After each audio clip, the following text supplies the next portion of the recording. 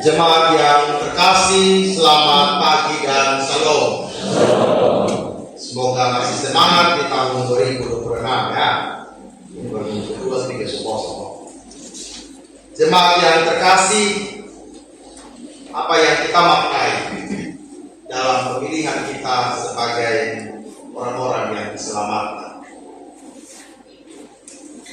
Apakah ini kita anggap otomatis sudah biasa saja, atau ada hal spesial yang sebenarnya kita bangun dalam spirit iman kita, dalam batin kita, dan dalam seluruh pikiran, perkataan, dan perbuatan kita? Artinya, orang Kristen ini jangan jadi yang biasa-biasa saja. Dia harus menunjukkan kualitas dalam kehidupan. Tapi tidak gampang, karena ketika orang lain malas, kita juga rasa-rasa ikut mager juga ya, malas gerak ya. Hujan, ya sudahlah ya, semangat anggota gereja, cium curah, dan lain-lain. Surat Efesus, tujuan utamanya adalah bagaimana memperkuat iman orang Kristen di Efesus. Jadi di Efesus ini sudah ada orang-orang Kristen yang dibaptis, yang sudah mendengarkan PI, kabar Injil dan para Rasul, dan sekarang bagaimana firman ini memperkuat iman mereka. Kemudian bagaimana juga menjelaskan rencana Allah dalam Kristus untuk menyatukan segala hal, bahwa bagaimana sih kehidupan dalam kerajaan Allah itu, bahwa kerajaan surga itu bagaimana, hal-hal yang baik itu bagaimana, itu yang perlu kalian lakukan sebagai umat Tuhan. Ya. Menjelaskan bagaimana mereka sebagai orang Kristen di Efesus hidup sebagai umat Allah. Kita bisa bayangkan bagaimana pengaruh-pengaruh Yahudi ada ya. Bagaimana mereka harus menjalankan seluruh ritual-ritual mereka, pertentangan-pertentangan yang ada, harus menjadi membawa korban di baik. Sih saya sebagai orang Kristen, hidup saya harus seperti apa? Ya jangan dibayangkan mama ya, ada Alkitab itu yang seperti kita hari ini. Jadi semua surat-surat yang ditulis oleh Paulus ini ingin mendorong orang-orang Kristen pada zaman itu punya role, punya model yang harus mereka lakukan, punya standar yang harus mereka lakukan sebagai umat Allah. Dan dalam Efesus itu berbicara tentang keselamatan melalui iman dalam Kristus. Efesus juga berbicara tentang penyatuan orang Yahudi dan non-Yahudi dalam Kristus. Artinya tidak ada lagi kelas di dalam jemaat. Orang Yahudi ada golongan raja, bangsawan, priayi, orang-orang terpelajar, para filsuf, pedagang, bangsawan. Nah semua ini menyatakan kalian itu semua sama-sama dipilih oleh Allah. Tidak ada kesenjangan di antara kalian. Hidup yang sesuai dengan panggilan Kristen. Beribu tahun kemudian, tahun 1600-an, Bapak Reformasi, Calvin, mencoba untuk merumuskan itu kembali. Jadi apa yang dikatakan dalam Efesus ini, termasuk Efesus 1 ayat 3 sampai 14 yang kita baca hari ini, disimpulkan ya, maka dari seluruh ajaran Paulus itu, ajaran Kristus, hanya untuk mengingat kembali katekisasi Bapak, semoga semua kita pernah melewati itu, dalam 5 huruf. 5 huruf yaitu tulis.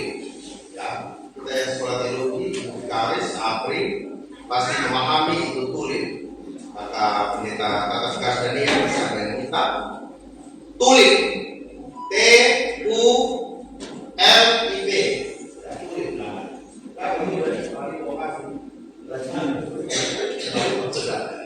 Tulis ya.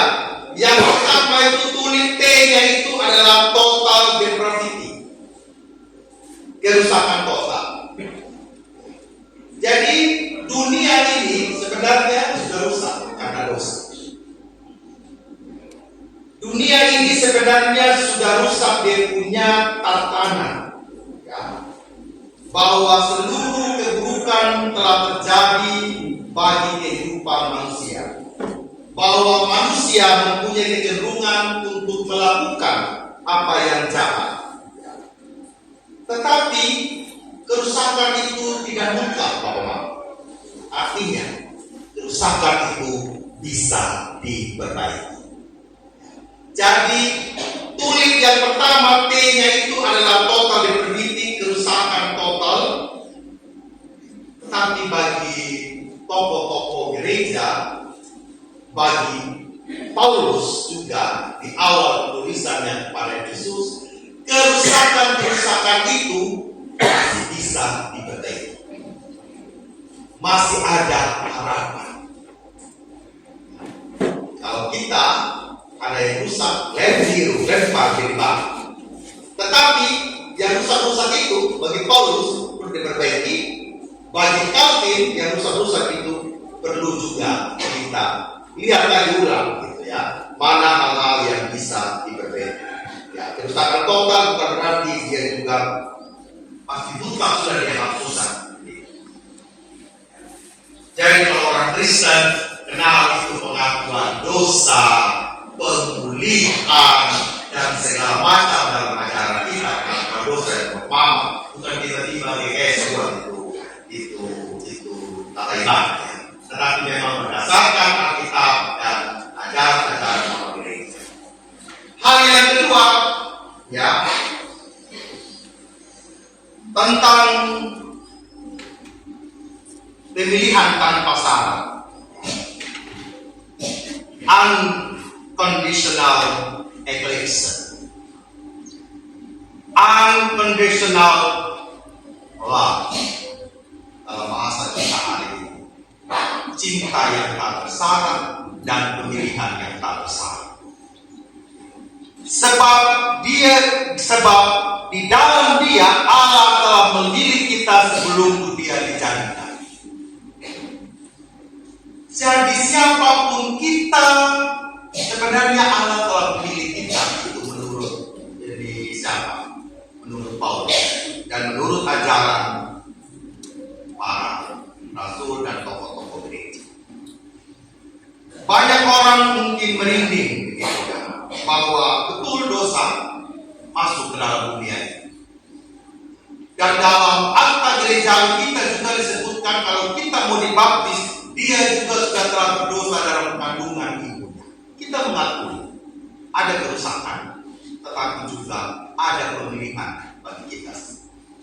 Bahwa Allah memilih kita apapun keadaan kita. Jadi tidak ada alasan bagi kita yang mengatakan saya ini orang berdosa, saya ini tidak layak datang gereja, saya ini tidak layak untuk menerima perjamuan kudus dan lain sebagainya. Justru itu Allah memberikan ruang yang namanya pengakuan dosa, namanya pemulihan. Tuhan tahu saya dan Bapak Mama itu sudah rusak. Tetapi Allah mengatakan saya tetap memilih hidup. Seperti firman yang diulang, Allah tidak mau kalah dengan dunia. Cinta tidak boleh kalah dengan dunia.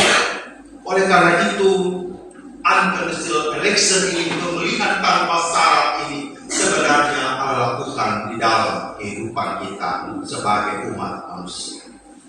Yang ketiga itu adalah limited atonement, penebusan yang terbatas.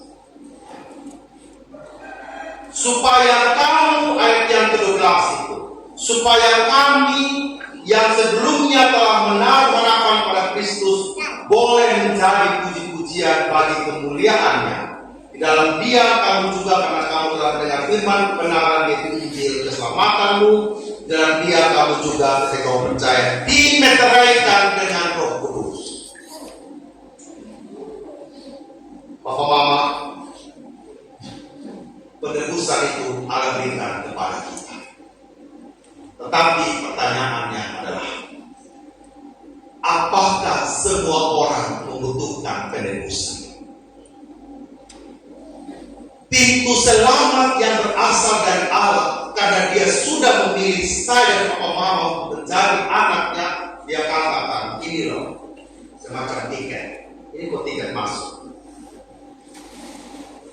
Tapi apakah semua mau masuk untuk mengalami penebusan dari Allah? Apakah semua mau terima bahwa penebusan itu Allah mau kerjakan dalam kehidupan saya dan saudara-saudara sekalian? Kita lebih suka tinggal di dalam rasa bersalah kita. Kita lebih suka tinggal di dalam kepahitan hidup kita daripada menikmati kasih penebusan yang diberikan oleh Kristus.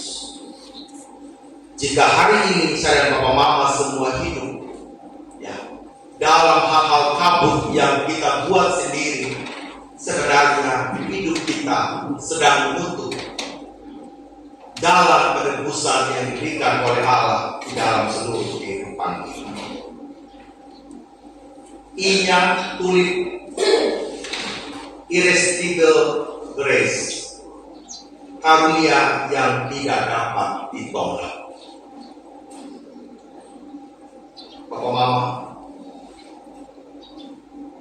saya dan Bapak Mama mungkin dalam hidup ini kita mengatakan, kayaknya saya tidak layak untuk menerima anugerah. Anugerah adalah pemberian kepada orang yang tidak layak menerima pemberian. Itu definisinya anugerah. Justru karena kita tidak layak sudah Bapak Mama, jadi anugerah itu kita terima. Kalau kita sudah merasa layak Bapak Mama, berarti kita juga tidak mau untuk menerima anugerah. Karena ada kesombongan dalam diri. Kita menerima anugerah Allah karena kita justru merasa kita tidak layak dalam hidup.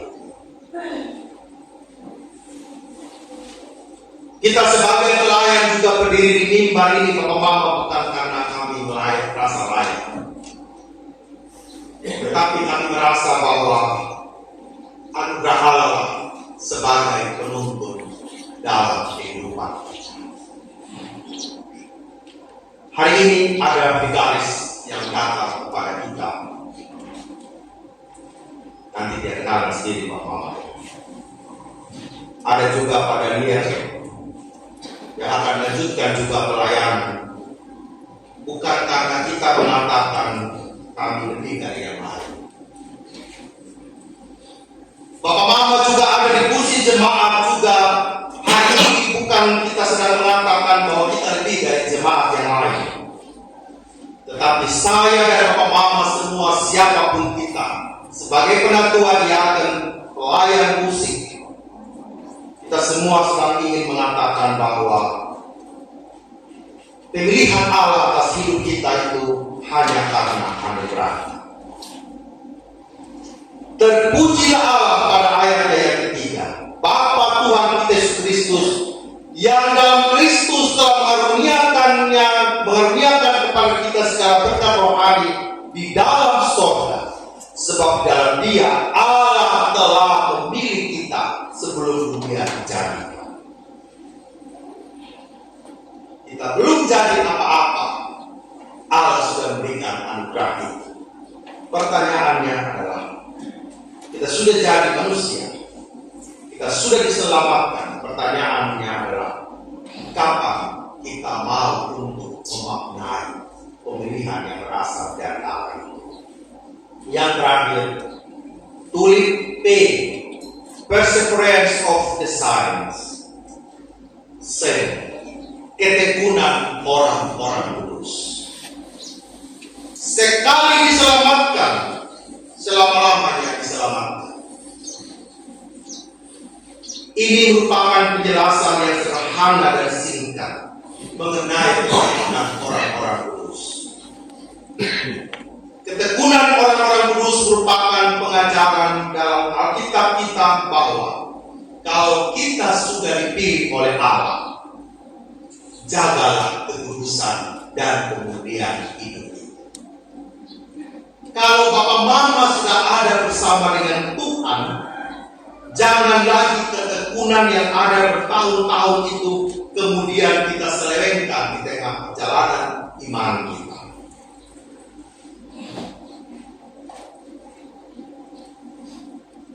Tidak mudah kita ada di dalam ketekunan. Allah bukan sekedar untuk menciptakan saya yang pemahaman. Allah menciptakan kita sekaligus juga Dia mau menopang kita. Amin. Dia tidak mau Dia memilih kita kemudian Dia buang begitu saja. Kadang-kadang kita ini kalau pergi belanja di pasar, Bapak pilih semua sayur, buah dan segala macam. Tapi coba cek di kulkas berapa banyak yang busuk. Ya kan? Dia bilang hai doi belanja, tapi kalau di pasar semua kita beli, pulang membusuk semua. Kita buang. Saya beberapa hari Natal juga pernah datang untuk makan nasi buah-buah itu saya bilang begini, saya marah juga. Saya ini tidak menghargai apa yang Tuhan sudah kasih dengan sangat susah payah makan buah-buah. Saya bayangkan begitu ya, Allah sudah memilih kita, Dia tidak mau memilih kita dan kemudian Dia buang kita begitu saja dan mengatakan, kamu berarti kamu yang lulus SD tidak ada apa-apa yang bisa kamu buang. Tidak ada yang bilang begitu Bapak. Efesus menentang itu. Tidak ada kelas-kelas karena kau sekolah, kau tidak sekolah. Tidak Bapak. Kita ini semua terkali tidak sekolah, tapi kita makan dari mereka. Itu tidak Bapak.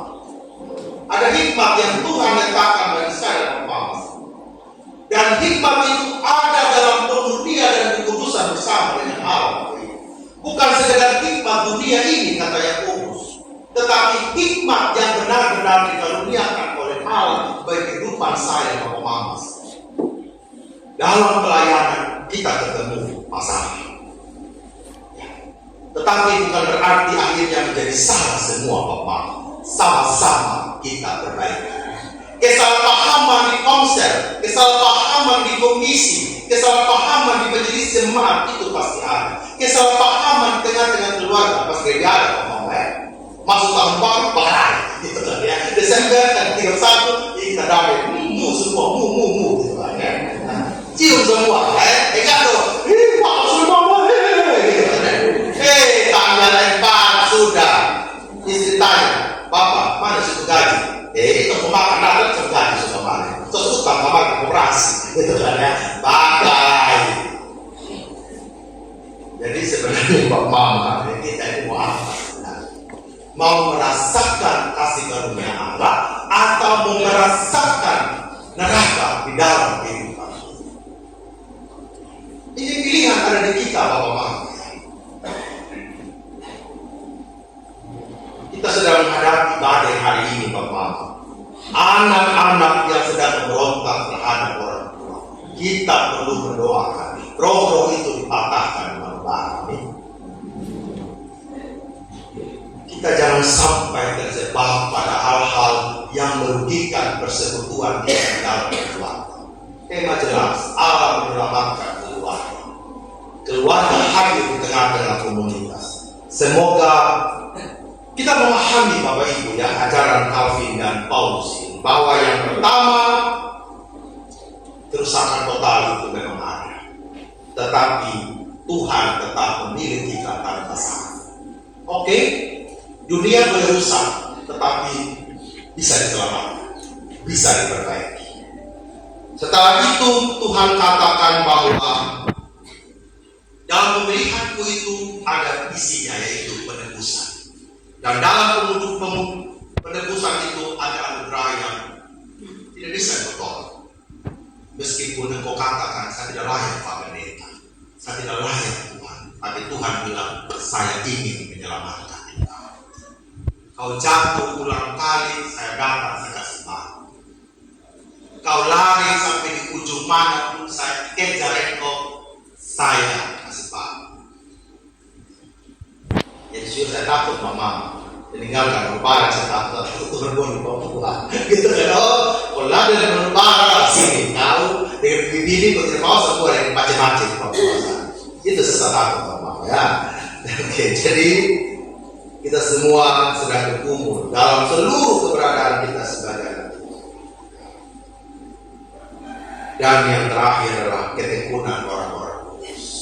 Mari sudah kita memaknai masalah tidak pernah selesai, tapi Tuhanlah yang menopang kita untuk kita ada dalam pemilihan Allah. Allah yang memilih, Allah juga yang menguatkan kita. Amin. Tuhan memberkati kita. Amin.